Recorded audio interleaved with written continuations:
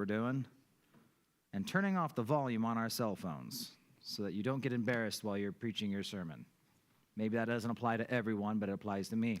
So, Job chapter 38, 39, 40, 41, 42, hopefully.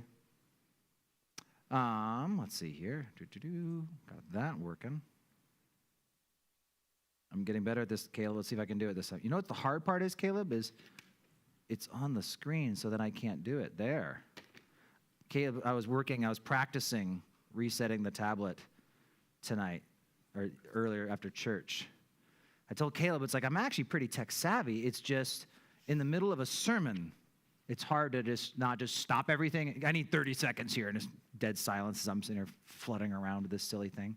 So, anywho, all right, now we're in action. Job 38. So God is responding. Thank you, sir. And he starts off by speaking out of the whirlwind. If you weren't here last night, please take note of chapter 37, verse 9. From the chamber of the south comes the whirlwind. I firmly believe that as Elihu is talking, he's doing his discourse, that the storm starts brewing because he begins to incorporate all these storm things, and then he mentions a whirlwind. And the fact that chapter 38 just starts and then out of the whirlwind makes me think, well, maybe back in 37, he was talking about a real whirlwind. And so out of the whirlwind, God speaks and says, who is this who darkens counsel by words without knowledge? Now, some people say, well, is he talking about Elihu? Is he talking about, the three friends? No, he's talking to Job. Who is this? It's in the singular. He's talking to one person. And chapter 42, verse 3, which we'll get to tonight, makes it very clear. Job says, you asked, who is this who hides counsel without knowledge? Therefore, I have uttered what I did not understand, things too wonderful for me which I did not know. So Job owns that saying. He is talking to Job. And Job did say stuff that he didn't understand. He didn't wrap his brain around. Job was struggling with all the stuff going on in his life, and he began to get angry with God. And so he's frustrated. He's trying to figure things out. And so he says, prepare yourself like a man. Quit you like a man. I like gird up your loins like a man. I love the old King James there. And prepare yourself. I'm going to question you, and you're going to answer me. Maybe. Job really won't have an answer for all this. So as we begin this section, I'll say in this first section especially that remember that Job is a book of poetry. And God uses poetic language just like everyone else has been using poetic language. And although there's lots of cool specifics and scientific facts and all this stuff, still, some of it, if you try and take it too literally when it's obvious it's in a section where he's doing an illustration, you could come up with some kind of weird and wacky doctrine, I think. For instance, verses 4 to 7, if we're chunking this, God is going to describe his creation of the earth, but the whole section he's using building terms like you're building a house. Where were you when I laid the foundations of the earth? Tell me if you have understanding. Who determined its measurements? Surely you know. Or who stretched the line upon it? To where were its foundations fastened? Who laid its cornerstone? When the morning stars sang together and all the sons of God shouted for joy. So again, he's using really common construction terms, but just applying it to the whole earth. Where were you when I stretched the line? So again, I don't think anyone actually stretched a line. They didn't take a line and, God measured, and then he did this. And I don't think necessarily there's, this idea of the foundations and the fastening, but this is what you would do if you built a house. So he's using these building terms. Verse 7, just for what it's worth, the sons of God, Beni Elohim, that's the angels. We already saw the sons of God back in chapter 1 when the angels in chapter 2 and Satan came before the Lord. So this says that the angels were there when he did it. That at least tells us the angels were created somewhere in the beginning. We don't know exactly. The Bible doesn't say when exactly. I'm assuming when God made the heavens and the earth, boom, we had angels introduced into the picture early on. So he talks about the earth as a house. Now he's going to describe the ocean as like giving birth and raising a child, 8 through 11. Who shut in the sea with doors when it burst forth and issued from the womb? I made the clouds its garment, the thick darkness its swaddling band. And when I fixed my limit for it and set bars and doors, when I said, this far you may come, but no further, and here your proud waves must stop. And so God is, again, it's using poetic wording, but he's just basically saying, I divided the waters from the earth. All this stuff goes back to Genesis 1 stuff. He separated the waters from the earth, and he's just saying when they were given birth, and he uses this picture of swaddling cloths and all that, but it's also like a parent. I told it how far it could go and what its restrictions were going to be, like a loving parent. And for what it's worth, in the ancient world, even more so, the sea was the most untamable thing. I mean, there was a lot of stuff, but you think of like the sea and like the east winds, the Sirocco winds that would come in, those are just things that, there's nothing you can do about these things because they're just so powerful. The waves tossing and all that, but God, he has the power. Nope, I'm going to stop you right there. That's as far as you get to go. Verse 12 to 15, he goes from earth to ocean. Now he's going to go high, low, and wide. So 12 to 15 is the sun, the heights.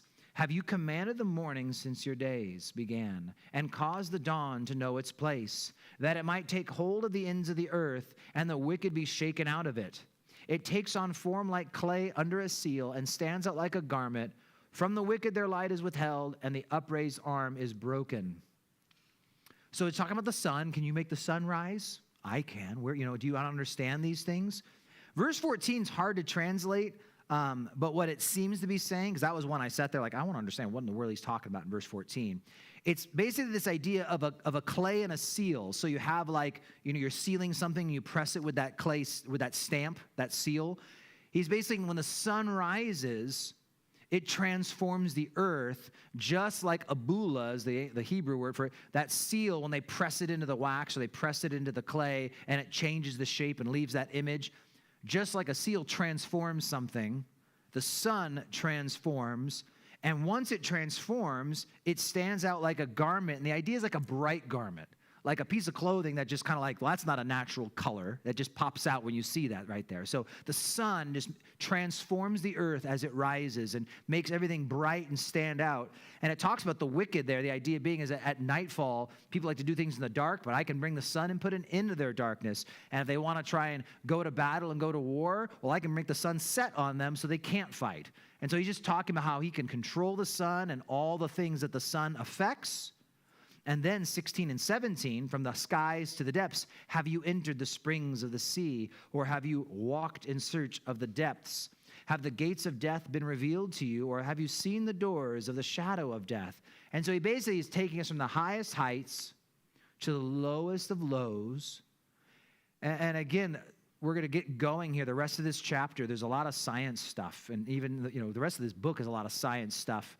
But when you look at the depths of the sea, and again, we have mountains far taller than Mount Everest in the ocean. If you measure it from the seafloor up, these are huge mountains. He mentions the springs of the sea. Here's some cool pictures of hydrothermal vents. This is stuff that's going on under the water. These weren't discovered until the mid-1900s. So, there was no evidence of underwater springs other than the Bible. And again, Job, oldest book of the Bible. So you're talking about 2,000 years before Jesus, 4,000 years ago, and God's talking about, have you seen the springs that are in the sea, in the depths of the sea? Of course, we go back to Genesis 6, and with the flood, it says that the fountains of the deep broke open. And again, that water came from below and from above during Noah's flood, not just rain. Verse 18, so again, we went high, low, now we're going wide. Have you comprehended the breadth of the earth? Tell me if you know all this. Now, I'm going to pause here because as we get going into this stuff, today we've calculated the breadth of the earth. None of this disproves God. Sometimes people think that science somehow disproves the Bible, and it's well, no. Just because we now can understand what God has created doesn't mean we could have created it. We might understand certain processes and properties better than we used to, but once again, doesn't mean that we could ever make these things. It doesn't take away from what God did. And certainly, at least at Job's time, No one had ever thought about, how big the earth is. Now, it would be 1,800 years later that Eratosthenes came up with the circumference of the earth. Interesting guy. So he was a mathematician, and he lived in Alexandria, Egypt. And what happened is he was basically, and here, I've got all the math right there if you like to do math and stuff. He realized that from Alexandria to Cyrene, that on the summer solstice, when the sun would be straight above them, high in the sky, he realized that it was at a different time of day that it came to a certain point. And he realized, okay, wait a minute, if the sun is shooting straight down, if it was shooting on a flat surface, it'd be parallel. And all the sundials would kind of read the same. But he realized, no, if you move somewhere else, the sundials don't read the same. And so what he did is he had someone go and measure the distance. He didn't do it. He sent someone else. I guess he must have had a servant. You go run on over there. It's modern-day Aswan Dam in Egypt. And so he sends him. It's 800 kilometers. And basically what he came up to figure out is that, okay, it was a 7-degree difference on the sundial. And so if it's 7 degrees from here to here at 800 miles, well, 7 degrees is just shy of 50 for our math. 7 times like 51 or right around there is 360. So he did the math. He's like, well, if it's 800 kilometers to here, it's about 40,000 kilometers to make it all the way around the earth. And today, that's the math we still have, is he calculated it out. So again, by Job's time, they hadn't done that yet. But again, the fact that someone did comprehend the breadth of the earth, it doesn't take anything away from it. But regardless, we see that people who were doing this. Now again, verse 19, for what it's worth, 2:18 also describes there is a breadth of the earth that can be calculated, so that's implied in there too. 19, where is the way of light to the where is the way to the dwelling of light, and darkness, where is its place? So you got to go into the late 1600s with guys with really cool hair before they started determining that light was a moving thing. Light traveled. This was not something in ancient times. So these guys are 3,600 years after Job, and their scientists are starting to catch on. Light moves. Einstein, right, in his theory of relativity, this stuff would all be building on that later on. But the Bible, 4,000 years ago, it's specific, the way of light and the place of darkness. Light moves, darkness cannot move. Darkness is merely the absence of light, right? So all darkness is places where the light is not getting. It's a thing, it's a place. And so the wording here is very specific. So as you move through these last chapters of Job, when God himself is doing the revealing, again, there's a lot of cool science facts in here. And God is always accurate with what he says. Everything he's saying is very specific and accurate. So the way of light, the place of darkness, and he's saying that you may take it to its territory, that you may know the paths to its home. Do you know it because you were born then, or because the number of your days is great? I'll pause here and just quickly note, too, that I like something that I was listening to where, it doesn't really sound like God is actually super angry at Job. Because in all honesty, as I thought about it and reflected on these chapters we're covering tonight, it's almost like God's being a little playful. He really is. He's actually being a bit sarcastic with Job. But it doesn't sound like a snooty sarcasm. It's almost kind of like a playful dad, like punking his son, which we do, right? I mean, it's just like, dude. And you start teasing him a little bit because you love the kid. And that's like what God's doing with Job. He's saying all this stuff, kind of getting Job to think about it, but it's not like he's just like laying into Job. He's just kind of asking a lot of questions to make Job realize, oh man, you're right. I don't know any of this stuff. God, were you there, Job? Is it because you're so old that you know all this stuff? How about this, verse 22? Have you entered the treasury of snow? Or have you seen the treasury of hail, which I have reserved for the time of trouble, for the day of battle and war? By what way light is diffused, or the east wind scatter over the earth? Backing up, the hail, he says he's reserved hail for the day of battle and war. Now, we should all be pretty familiar in our church, right? Book of Revelation. you have 7 seal judgments. Really, you have 6 seal judgments with mass, a quarter of the earth is killed on top of other things. And then the 7th seal opens up trumpet judgments. Now, the trumpet judgments are pretty horrific. Tons of people die, tons of things are getting killed.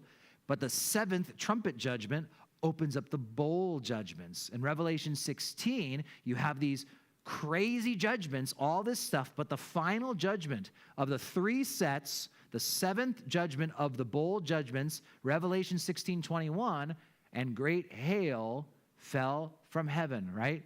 Upon man, each hailstone weighing about a talent, that's 75 pounds. And men blasphemed God because of the plague of the hail, since the plague was exceedingly great. Any of you guys ever seen like golf ball hail? Anyone? No? Oh. I mean, there's places, I guess it came through Northern Oregon not too long ago. I had a friend, they said they were driving through there, and they're like, yeah, golf ball hail, it'll put the whole town, is out. They're saying every car is totaled, roofs are damaged. It's golf ball. The last plague God sends, it's going to be 75-pound hailstones, and they're going to make people pop.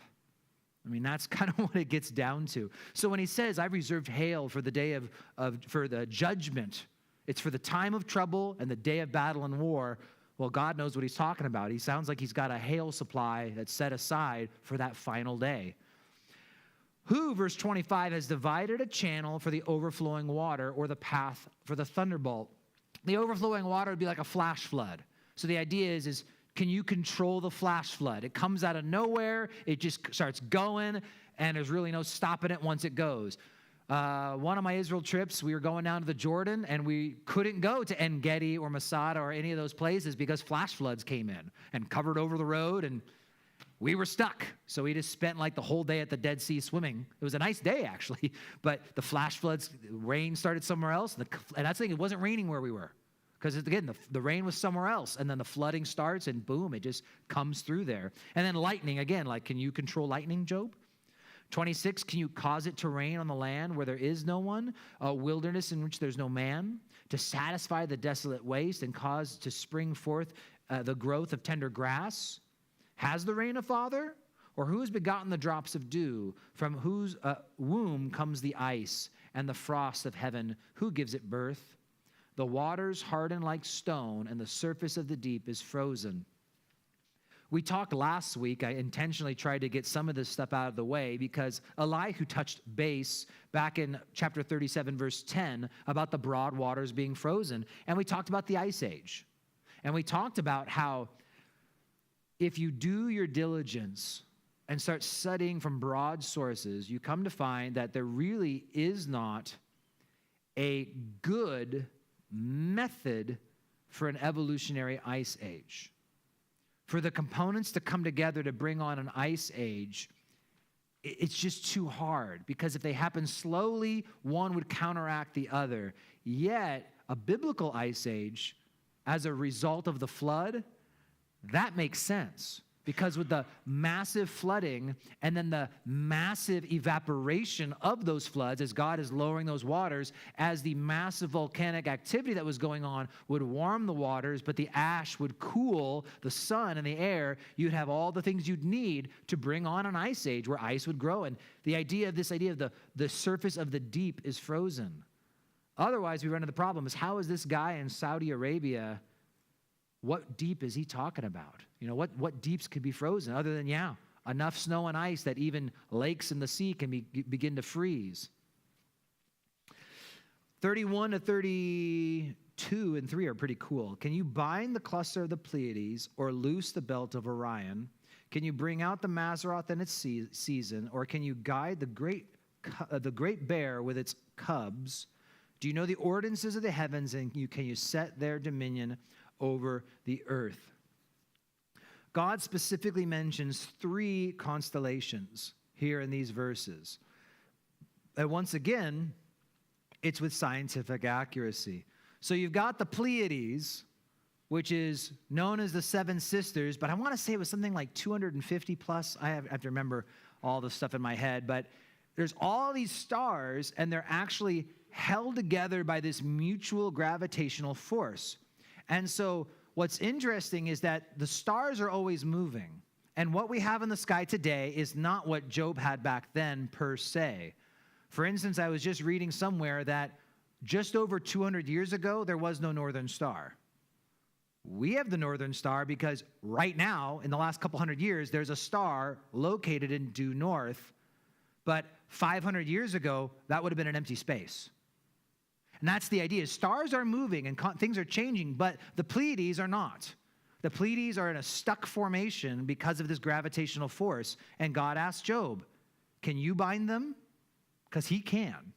God can hold this constellation together. Then you have Orion's belt, which you're all very familiar with, right? Just seeing how many people remember Men in Black. Okay, but the actual Orion's belt. All right, so Orion's belt, what's fascinating about the belt of Orion, right there in the middle, Betelgeuse, that's a cool star, but Orion's belt, those are actually slowly separating. They're separating ever so slowly, and in reality, they're slowly coming undone. And he's making the point, right? The ones that are grouped together, I'm keeping them together. The ones that are actually slowly coming apart, I can put them apart. Jumping a little to where it says the Great Bear, now Arcturus, which is, I think King James calls it Arcturus. That's the name of the constellation. So it's a big star. It's not Betelgeuse, but, you know, compared to our sun there on the left, and then Jupiter is that little dot. So Arcturus is big. But the thing about it, it's fascinating, is that it mentions its cubs. There are 52 other stars that are being like drawn along with it. Because it's so big, it's got this little, it's the Arcturus cluster, no, Arcturus something, I forget what it's called, but it's a group, and they're traveling together. Now, if you want to find Arcturus, there's your Big Dipper, and they say if you kind of just follow the arch of the Big Dipper, it'll actually continue that arch right down to Arcturus. It's a bright star in the sky, so if you see the Big Dipper, now you guys know, and you guys, oh, I can find Arcturus. Here's the fascinating thing, though. He says, can you guide it? Can you guide it? Newton, Isaac Newton, right, beloved Christian, believed in God and taught most of, I love the whole, what is that old quote I saw where it's like, you know, Richard Dawkins, you know, it's I can't believe in God because I believe in the scientific method. And Isaac Newton, I believe in God and I created the scientific method. And it's reality. It's like, yeah, Isaac Newton was a great Christian. But all that said, he did all the whole gravity and he did astronomy. And so he said that any star that it's moving under 25 miles per second is considered under control. Our sun moves at 12 and a half. So it's right in that nice range of under control. Arcturus moves at 257 miles per second. I don't even know what that is in how many thousands upon thousands of miles per hour that is, but it's 10 times that limit of where Newton says, here's what's considered stars that are fairly under control, they're normal. This one's called a runaway star because it's just going quick and it's moving, so it's going to be relocating itself much quicker than other stars in the sky, and it's dragging these other stars along with it, its cubs. So he's saying, can you guide it, Job? This one particular star that moves so quickly, can you guide it? And then he talks about the Mazzaroth. Now, the idea with the Mazzaroth, the idea there is that it's a word that's hard to translate, and people do debate what exactly does it mean. But most seem to believe it's talking about constellations, but not just constellations in general, but the specific constellations that we see in the sky and have been recognized for millennia. God said in Genesis 1:14, let there be lights in the firmament of the heavens to divide the day from the night, and let them be for signs, seasons, days, and years. That the stars were placed up there for a reason, to show us things. Now, if you want to, I think it's Joseph Seiss. I almost bought his book. I have too many books. I held back. I showed restraint. It's a fruit of the Holy Spirit. I'm getting better. And I didn't buy the book. But The Gospel and the Stars. And so there's a few people who have done some good works. You can check it out, see if you like it or not, accept it or reject it. It's not something, it's not a hill to die on. But a lot of these guys go through and they try and make the case that as you look at astrology, right, which these days is all wacko and weird and whatnot. But if you look at it's the same constellations that have been witnessed by cultures all over the globe. And so what's weird is, how is it that, you have people on one side of the earth and the other side of the earth, and when they look at the stars, let's be honest now, have you ever looked at the stars, you're like, oh, I see a guy and a bear? No, you see a bunch of dots in the sky, right? I mean, that's it. You don't see these things. But how is it that these guys and these guys both call this a bear, and you're like, there's no bear there, right? This is not, connect the dots. It's something around some point influenced them. So some people say, hey, Babel, the idea of building the Tower of Babel was to worship the heavens, to get up higher into the sky, to be able to see what's up there. But on the other side, again, Joseph Seiss, some other guys, they've written some good stuff on just the idea of perhaps this is God. Why is a virgin one of these ones? Why are if you look at some of these signs and what they are and what they could symbolize, people propose that you can get the entire gospel message up there in the stars. And of course, what does Satan do? He takes things that God had made for a reason and he twists it, distorts it, and makes it in something else. And so, for what it's worth, it's just fascinating. So again, but bringing out the Mazzaroth and its season, the idea being is these things go at certain times, they line up in certain ways.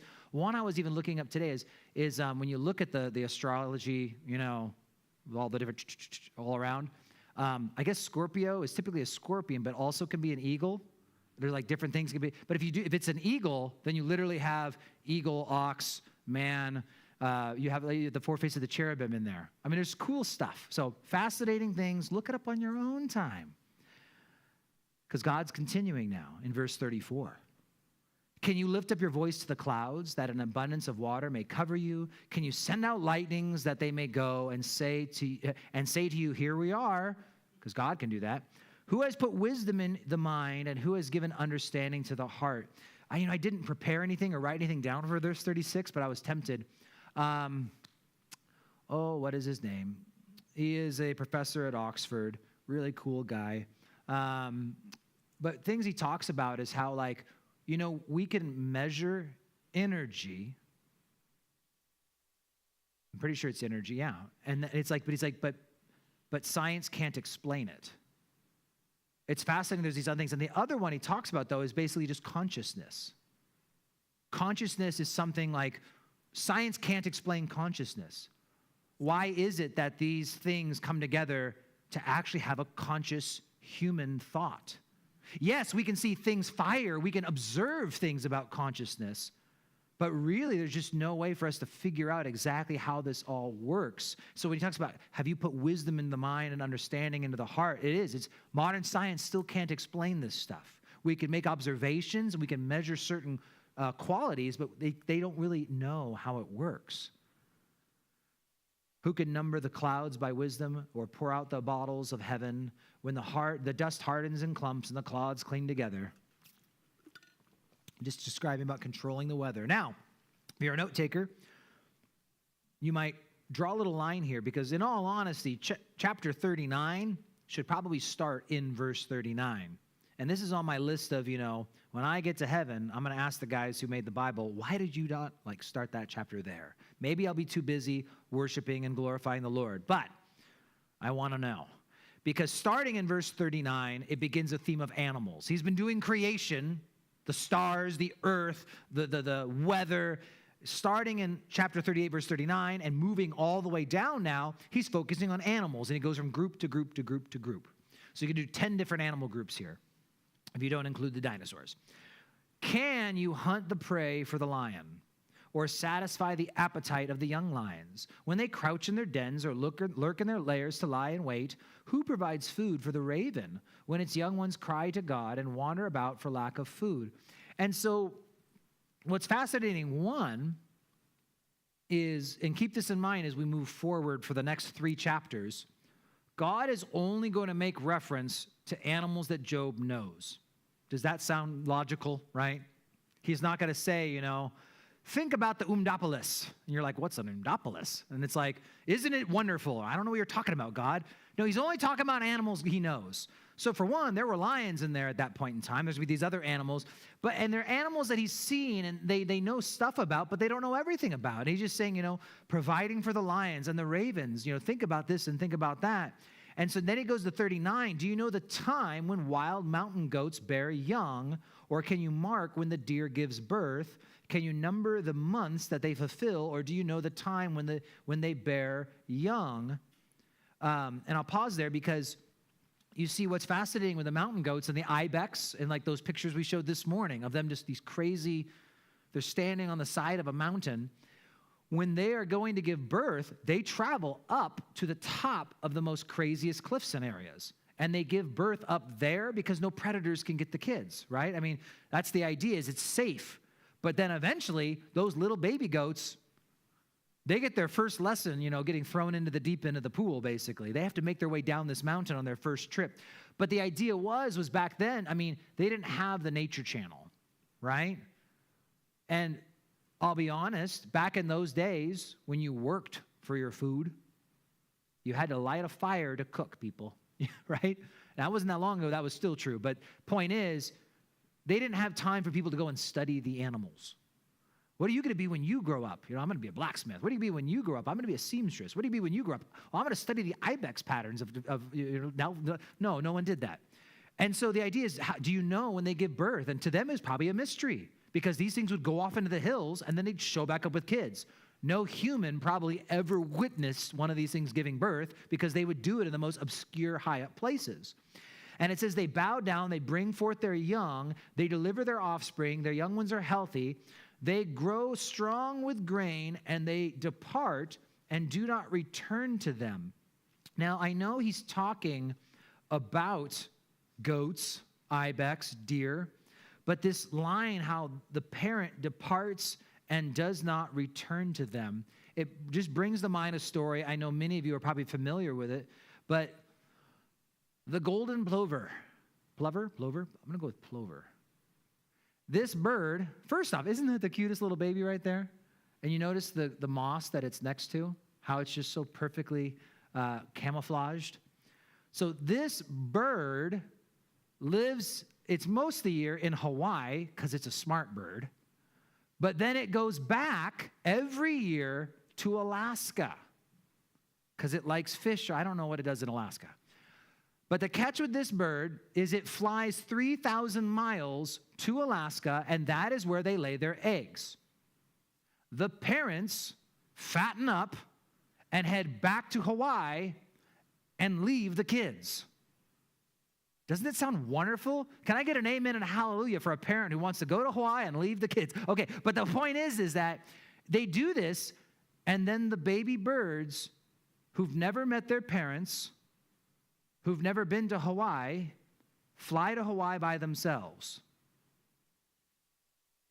I couldn't find Hawaii by myself. I'm just saying, you put me in a plane, I'm not getting to Hawaii. We're going to go down in the ocean somewhere. Because you have to imagine 3,000 miles, you're off by 1 degree, you are going to be way off from Hawaii. And you have to think curvature of the earth.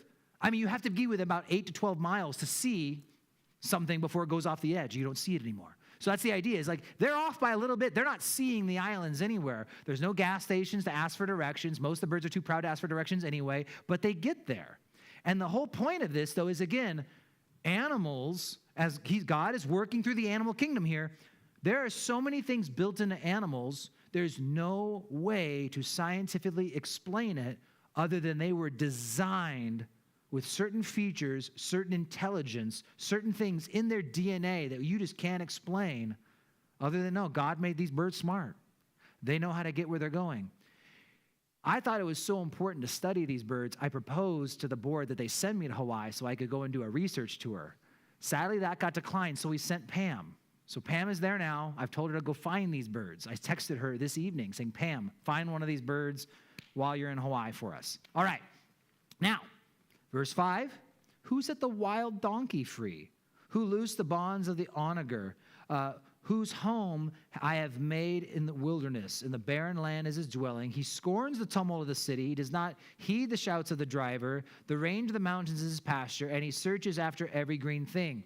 So there are these wild donkeys out there, and the onager is a similar animal. They're actually very untamable. That's one thing they were known for, is being very untamable. No matter what you tried, they just wouldn't do it, and they were loners out in the wilderness. And so he's just saying, who taught this animal to be this way?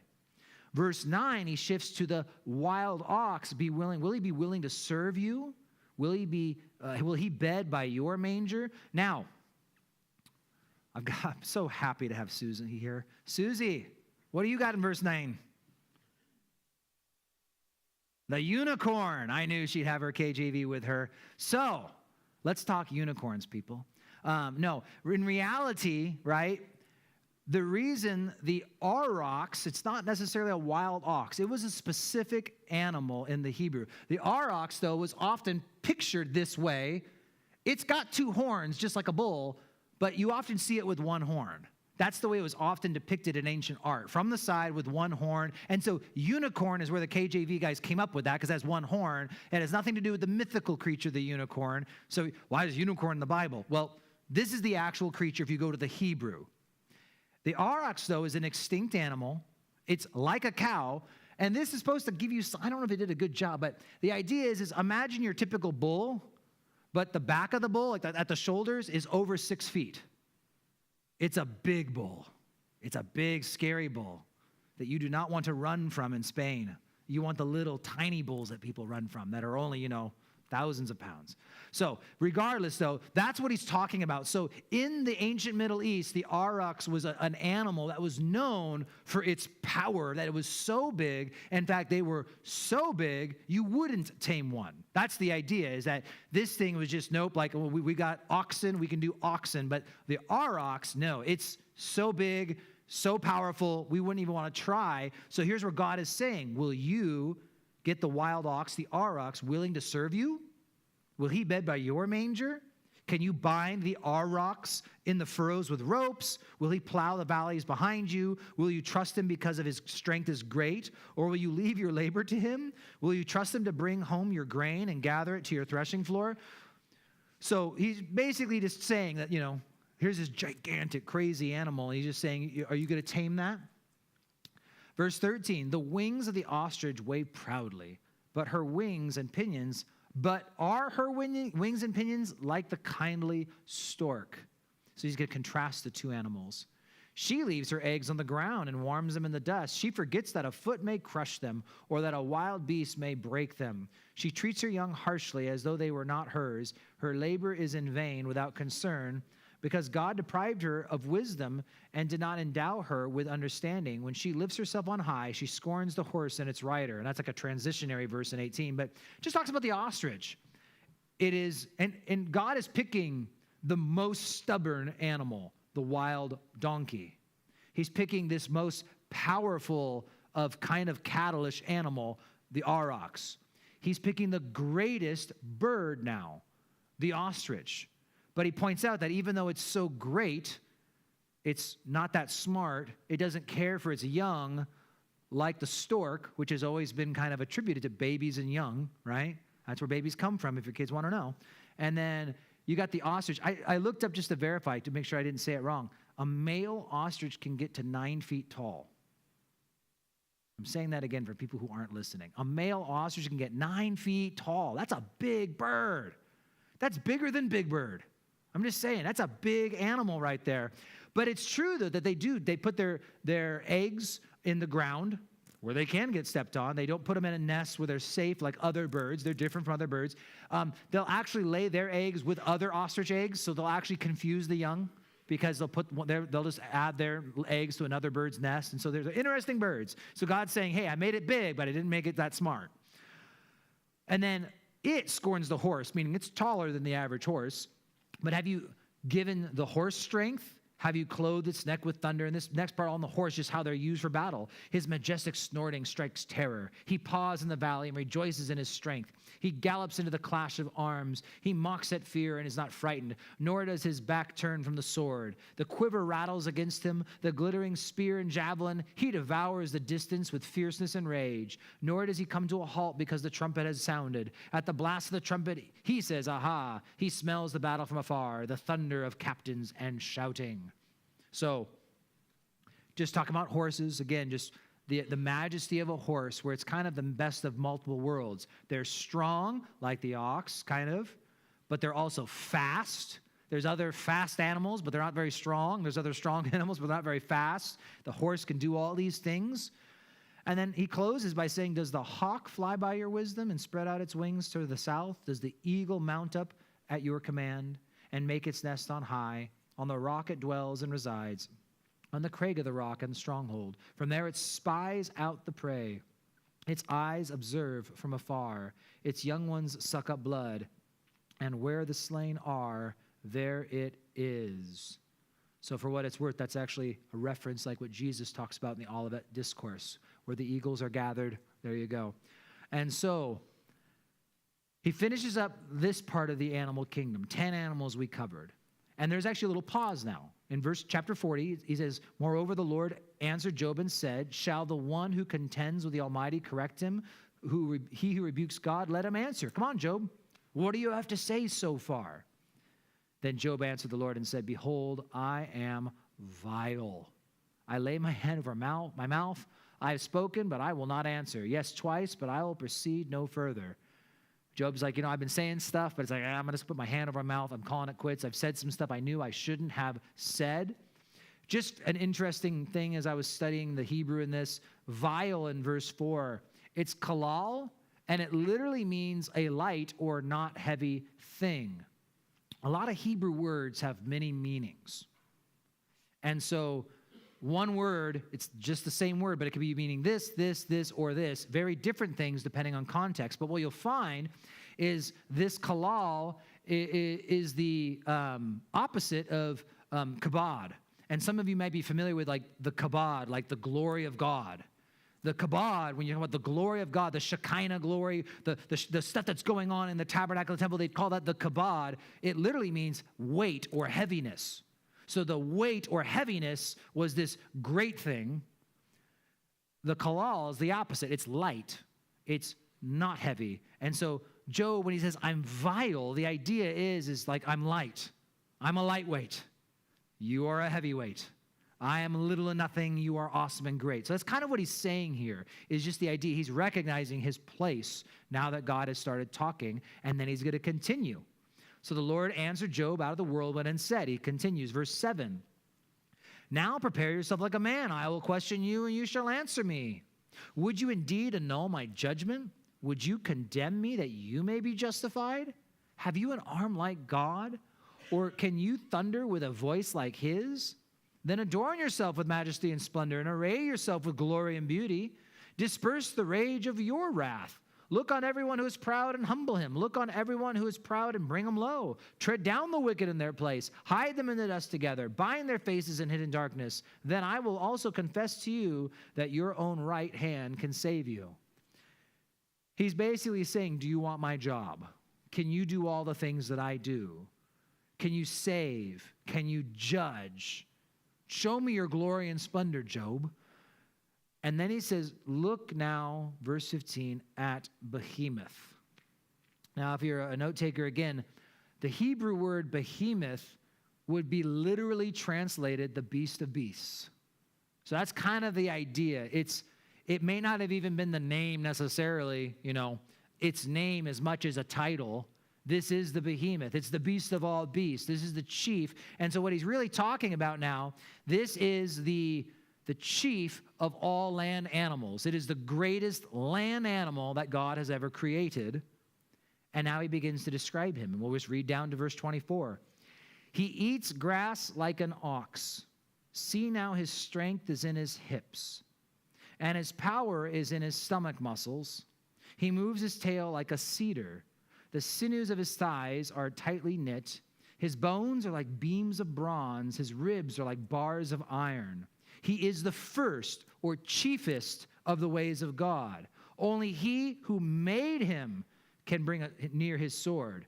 Surely the mountains yield food for him, and all the beasts of the field play there. He lies under the lotus trees in a covert of reeds and marsh. The lotus trees cover him with their shade. The willows by the brook surround him. Indeed, the river may rage, yet he is not disturbed. He is confident, though the Jordan gushes into his mouth, though he takes it in his eyes, or one pierces his nose with a snare. And so he's describing this animal. It's so big that it can stand in the river and not be moved. It can stand in the Jordan, it can flow, and doesn't seem to faze the animal. And the animal can put its mouth in the river and just start eating up the river. It's eating all the trees. It's talking about these bones of bronze, like beams of bronze, and ribs are like bars of iron. And so over the years, there's been a lot of different theories. What animal is he talking about? And of course, 3 of the top ones that many people have said is, well, it could be an elephant. It's big. A rhinoceros, or a hippo. You know, the hippo is like the most dangerous animal in all of Africa, right? You don't have to worry about lions. You worry about hippos. Hippos are the ones that attack people and chase you down, and they run fast. I think they can run like 30 or 35 miles an hour. That is fat for a fat guy. I'm just saying, like, that's the hippo's coming after you. So you got to watch out for the hippos. But there's one verse here that always seemed to kind of like throw a wrench in all those gears, and that would be verse 17. He moves his tail like a cedar. Okay, we're going to play a game. You guys like games? Okay, let's see if this works. Okay, see how you guys do. One of these things is not like the others. One of these things doesn't belong. Can you tell which thing is not like the other by the time I finish this song? Okay, do you guys have your answer? Okay, I'm just asking. All right, so as many of you already know this is like old school stuff. It's old news, I should say, for people who've spent the time studying this, but not all of us have spent the time studying this stuff. And as we go into chapter 41, we'll go even deeper. But I believe that God created the earth in 6 days. I talked to Caleb about actually finishing Job over a couple of weeks and actually just going deep into creation science, because when I first got saved and started walking with the Lord, creation science became a huge interest of mine. And partly because it was just, I started reading the Bible, started thinking about the things I'd been taught, and I started doing an earnest search. Okay, can these things line up? How does this all work out? And then it was all this information I felt like I had never been taught. And I'm like, what on earth? Why didn't they tell us these things? How could I have not known this? And so what you'll find is there is so much evidence. I'm getting ahead of myself because there's stuff in chapter 41 I want to talk about too, but we'll do pause, a little here, a little there. There is so much evidence, historical evidence, that man and dinosaur once coexisted. It's all over the world. It's everywhere you can see, if you just do a little digging. And it's not like weird stuff, like blurry photos. I mean, we're talking just like archaeological finds where people are drawing stuff. They have, I think, in Utah and Nevada and around the West, Native American cave drawings, which my 4-year-old could look at, and I say, what is that? Well, that's a long-necked dinosaur. Right, that's a long-necked dinosaur. Why would a Native American draw a long-necked dinosaur? Here are some teepees. There's some horses, guy with the bow and arrow, Brachiosaurus. It's like, maybe they dug them up. No, they didn't dig them up. They're not digging stuff up and drawing it on their cave walls. But you go all around the world. Alexander the Great spoke of dragons he had to deal with in India that hid in the caves. He said when he went to Egypt, Alexander the Great spoke of flying serpents that would come and eat the dead. Why is he talking about this stuff? Did he just like to tell funny stories? Marco Polo, when Marco Polo went to China, he spoke of 30-foot-long dragons that the emperor of China was training to pull his chariot. And again, I'm naming the names you guys know. If you want to hear stories of sailors in the 17 and 1800s whom you don't know or care about, because they're just random British sailors talking about, we were going, and that's Leviathan, we're getting him next chapter, but it's like, and they just start describing these sea creatures. They're not whales. These guys had whalers. They went and killed whales. They knew whales left and right, the things they would run into. There was one of the British explorers when they were conquering South America. They were talking about the gigantic animals that they were encountering. And one in particular, speaking of behemoth, I want to say in the 1980s, University of Chicago sent some of their professors to the Congo because they have something like 30 or 40,000 square, it's not acres, I think it's square miles. It's a huge area. I forget what it is. Make sure it's acres or miles. It's a very large space, though, of swampland. And miles apart around that swampland are native tribes, the Pygmy people. They're pygmies. They're short. real short. And as they're talking to them about this one animal that many of the people in the tribes recognize, and they literally would just take like a school textbook, and these are like tribal people. They've never seen a book in their life, showing them pictures of like kind of silhouette drawings. It's not a hippo. It's not an elephant. And when they get to like the Brachiosaurus, the long neck monster, people start nodding their heads like, yeah, that's it. And maybe one of you even knows the name of it. I've always forget, it's like Mokola Memembe or something like that. It's kind of cool. But all that said, when you're talking about behemoth, the greatest of land animals, well, the greatest land animal that ever lived, this is the Dreadnoughtus or whatever. And Brachiosaurus is a bit smaller, not as big as this one, but they're all about the same thing, right? Those long neck dinosaurs. And if you see them, this is an elephant compared to the green guy, but the black pictures, as you can see, the African elephant down there and a moose compared to these giganto animals that existed. And remember what we said earlier, I think God is only speaking of animals that Job knew about. Job had some experience. God didn't just start talking about an animal that was mythological or that Job had no idea what they were. He was talking about stuff that Job knew about. Now, chapter 41, I'm literally going to read this whole thing because it's all about one animal, the Leviathan. So, chapter 41 of Job, and we're just continuing this thought. Can you draw out Leviathan? If Behemoth was the king of the land, Leviathan is the king of the sea. Can you draw him out with a hook, snare his tongue with a line which you lower? Can you put a reed through his nose or pierce his jaw with a hook? And that's what they do. The Assyrians would do that to captives. They put hooks in people and draw them like once they take them captive. Will he make many supplications to you? Will he speak softly to you? Will he make a covenant with you? Will you take him as a servant forever? Will you play with him as with a bird? Or will you leash him for your maidens? Will your companions make a banquet of him? So can you catch him to eat him? Will they apportion him among their merchants? I.e., can you catch him for food? For the previous verses, can you make him a pet? That was a no. Can you catch him for food? That's a no. Can you fill his skin with harpoons or his head with fishing spears? Lay your hand on him. Remember the battle. Never do it again. Indeed, any hope of overcoming him is false. Shall one not be overwhelmed at the sight of him? No one is so fierce that he would dare stir him up. Who then is able to stand against me? Who has preceded me that I should pay him? Everything under heaven is mine. So he's pausing to make the point. My whole point here, Job, this animal that I created, no one would even ever dare pick a fight with it, but I'm the one who made him. I'm its maker.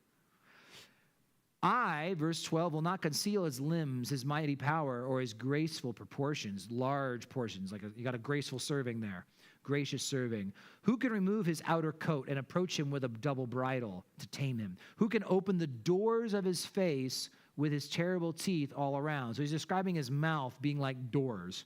His rows of scales are his pride, shut up tightly as with a seal. Now scales, mammals don't have scales, so for what it's worth, right there, a whale's out the door.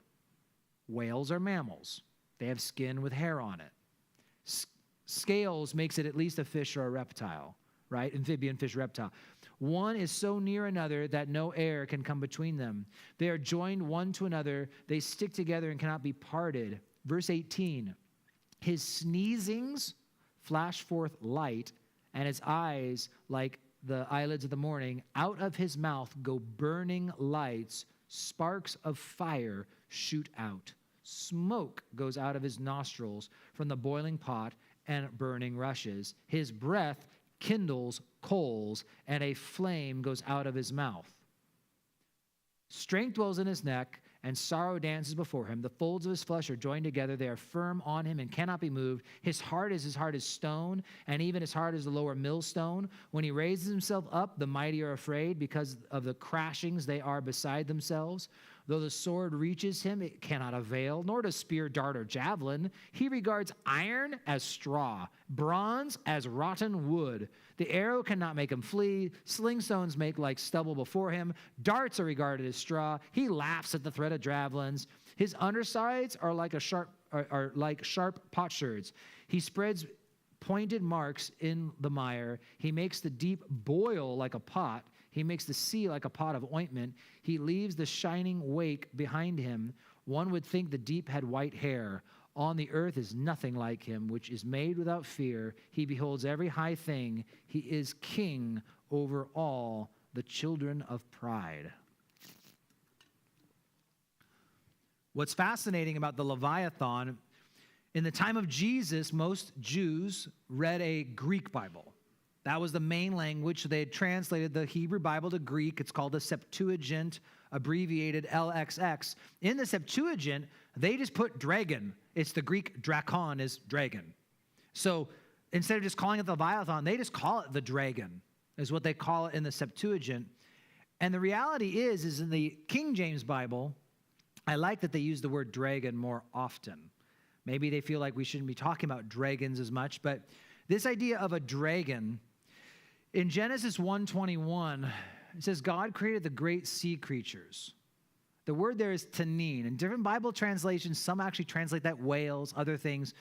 But this word tanin is a word that is used for these large reptile creatures that we see in the Bible.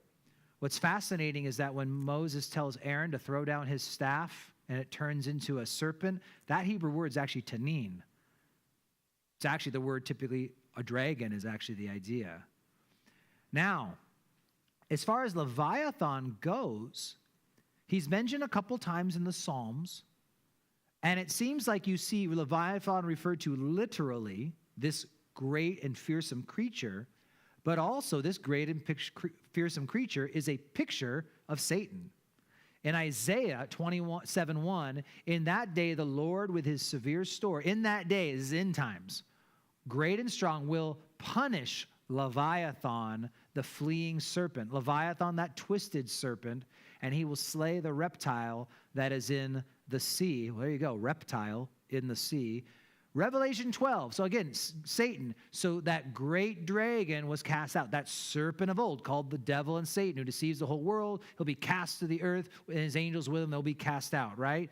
And so this idea of this Leviathan creature being a dragon-like creature, again, so I said, maybe I got ahead of myself, I don't know, but Marco Polo spoke of dragons. Alexander the Great spoke of dragons. If you go throughout history, everything all the way back to the Epic of Gilgamesh, moving forward, you hear about dragons, but what's fascinating is that literally every culture on earth, okay, I can't say literally every culture, so many cultures that I was tempted to say every culture, so many cultures around the globe have ancient dragon legends, and all of the dragons are very similar. And what it does seem like is if you take a feature off of different dinosaurs and kind of put them together, you end up with a dragon. This guy's dragon has wings. This guy's dragon does not have wings. I'm sure you guys noticed that I at least tried a little to emphasize verses 18 all the way down to what? To 21, where he talks about him breathing fire. You know, if only it was only one of those verses, I'd be like, well, maybe I'm misunderstanding the point he's trying to make. No, out of his mouth go burning lights. Sparks of fire shoot out. Smoke comes out of his nostril. He breathes, kindles, and he folds. A flame goes out of his mouth. I mean, it's like God made it really simple for those of us who are rebellious and refuse to hear the message the first time, right? Again and again and again. So, firstly, what in the world is this talking about?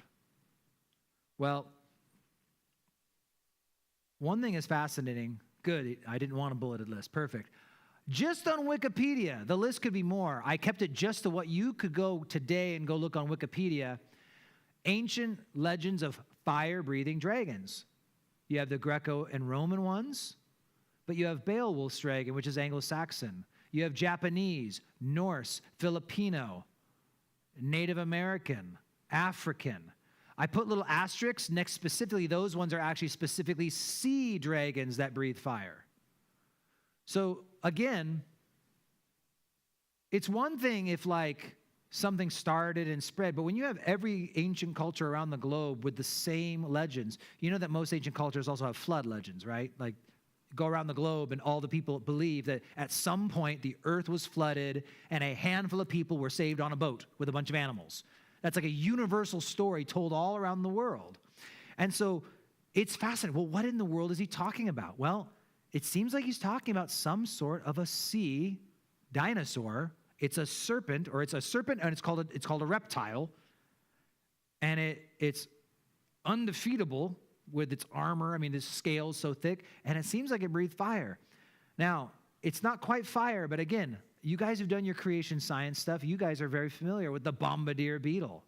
But there are these cool beetles that have hydrogen peroxide and hydroquinone. Yep, that's it right there. Ask Caleb. 2 compartments in it, and then it can mix them in what's called the explosion chamber. It has a sphincter muscle too. Isn't that cool? Okay, but it shoots out this stuff, and it's when it's introduced to the oxygen in the air that this fluid hits boiling. It's 212 degrees plus, so it's steaming, boiling hot fluid. Now, here is a modern example of an animal still in existence today that has capabilities to do stuff like this, of shooting out really hot stuff. What could have existed in Leviathan? Who knows? But this animal can do this. It creates these chemicals in its body. It shoots them out and creates this hot, fiery liquid. I'm assuming by the description in the Bible, Leviathan had real fire, because I'm talking about smoke, sparks, light, right? It's real fire. One other side note. Another great thing with the bombardier beetle, other than it's just so cool what it can do, it's things like the bombardier beetle where I struggle when you talk about evolution, because how does that evolve? You know, before you're a bombardier beetle, you're just a normal beetle. And you go to see your cousin Jimmy, but right, you get to the door, you hear pop. What happened? Well, he was trying to evolve some fire shooting stuff, but he died. Because, again, if this pouch and this pouch touch each other, then they explode. And I just don't know how that kind of stuff can come out of nothing. And we've got only 1 chapter left. I'll say this. Dinos in the Bible, I put a link on the Facebook group. This is the old Kent Hovind stuff that I used to geek out on for hours on end. I probably watched like 100-some hours of this guy's stuff. And he's a unique guy, unique flavor. And, you know, he's got pros and cons. But I'll tell you, his dinos in the Bible, lies in the textbook. He did a series about 7 videos, and one's a 2-parter, so it's like 8. They're all 2 to 3 hours long. But, man, I learned so much watching those, and it's just pretty fascinating. So if you want to see all the references under the sun to dinosaurs and men side by side, he's got it all with pictures and references and you name it. But one last thing I just want to share, and then we'll wrap up the book, 42 short. It was really cool for me because I think God has gave me an illustration that I never heard elsewhere, but it was when Jubilee was born. When Jubilee was born, the day she was born, I got another girl on the way here any day now, and so it's kind of, you know, a fresh memory in some ways. She was born, and the day of her birth, I remember her crying because guess what? She was hungry. And so gave her to Mom, and Mom began to feed her. And then it just dawned on me. The youth hate this example because I have to use the word breast, and that makes teenagers very uncomfortable. But how would breastfeeding evolve? And I told them, I go, this was something that hit me like a ton of bricks because I started thinking like, well, if mammals came from non-mammals, reptiles, they lay eggs, they leave their young are fine, they feed themselves. That sounds like a great deal, right? Mammals like us, we can't do that. We have to care for babies. So you go from an animal that can self-provide to animals that are dependent. That seems like a step backwards. And babies, we talk about mammals have warm blood, mammals have hair, right? Mammals give live birth, minus the platypus, which gets its own category. But mammals breastfeed. That is one of the things that makes a mammal a mammal. So the question is this, what came first? The baby who absolutely needed milk to survive, or the mammary glands? And how did this get started? Because if you don't need to provide milk for a baby, you don't even need nipples. I'm just saying, this is the whole thing. And my mind started going deeper into this thought. And you realize, and I used to challenge, you could almost look at any animal, and you start realizing that stuff doesn't happen by chance. You don't just one day like, what's that? It's a nipple. Where'd that come from? I don't know. Why? Well, because in about 1,800 generations, one day this thing's going to make milk. Oh, that's cool. But in reality, it's so silly and it's awkward. I go, but this is reality. I go, it doesn't make sense that this process would slowly develop and be non-functional for countless generations. And then one day you have a baby child who is dependent upon its mother to feed it. And it's a beautiful part of parenting and raising children. And it's something God designed from the beginning. It's something that just doesn't happen. So throw that one in your toolbox. Because again, it's just there's so many things like that where you just sit down and you start thinking, this doesn't just happen by chance over time. This was somehow planned by a loving and wise creator to be this way from the beginning. Now, Job is now in awe of God because God is in charge and he's planned these things from the beginning and he has his hand on everything. And so Job answers the Lord, I know that you can do everything, all things, anything, and that no purpose of yours can be withheld from you. Whatever you plan to do, God, will happen. Guys, you should take comfort in that. Nothing can stop God's purposes, which means if anything has stopped, it wasn't God's purpose. It means that if it's God's purpose, nothing can stop it. You asked God, verse 3, who is this who hides counsel without knowledge? Therefore I have uttered what I did not understand, things that were too wonderful for me, which I did not know. I didn't know what I was talking about, God, when I was upset with you. Listen, please, and let me speak. You said, I will question you, and you shall answer me. Well, this is my answer, God.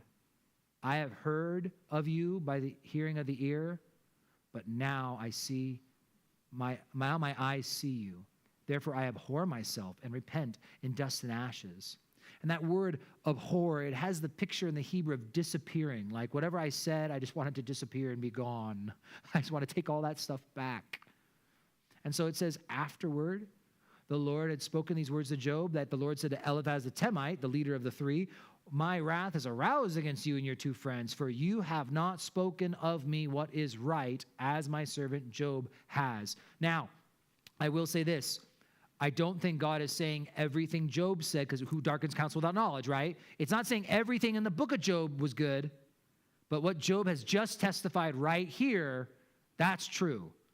And he's telling the three friends, stuff you said wasn't true. So lest we forget what I've been hammering over the last few weeks, Job is filled with both good advice and bad. Biblical truths, but sometimes misapplied. And so that's just that reminder. So he calls them out, though.